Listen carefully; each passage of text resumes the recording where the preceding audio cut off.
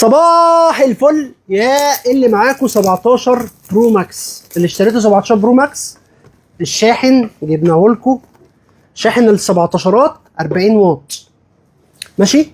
الشاحن بتاع ال 17 40 واط جايبينه لك يا باشا من ريتشي، معاك ضمان لمده سنه من تراست وجان، يعني ما انتش قلقان يا صديقي.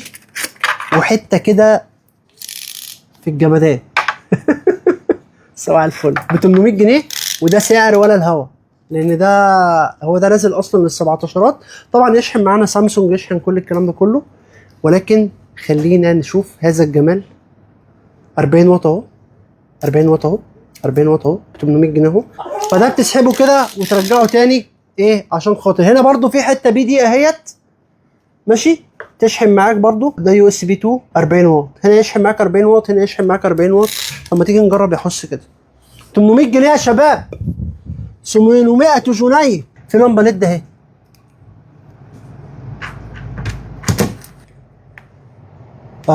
نورت، ادت ضوء كده. الشحن السريع جدا اهو بسامسونج.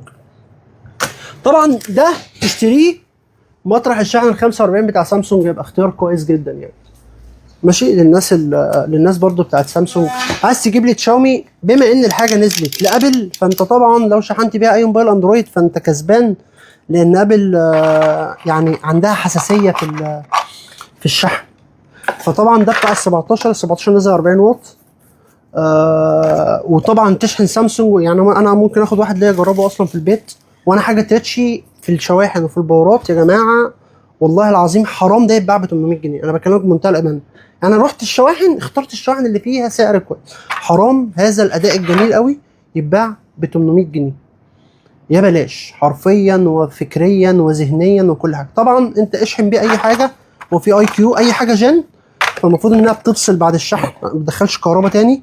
عايز تشحن حتى حاجات امبير اقل، هو هتبقى حاجه كويسه وما فيهاش سخونيه وكده. طيب خد بالك ان كلمه جان دي ده اختصار للجاليوم او الجوليوم نترايد. دي ماده اللي هي المواد الجديده في الشحن، بتتحط كده في البورد مطرح السيليكون علشان تبقى كفاءه اعلى، تديك كفاءه شحن اعلى وسخونيه اقل وترددات في الامبير. يعني مش هتلاقي ان الامبير بيعلى ويوطى والفولت والكلام ده كله. فطبعا اي حاجه جان بتحافظ على نسبه البطاريه بنسبه كبيره جدا، بس هتلاقي الشاحن اغلى سيكه، وده مش غالي 800 جنيه.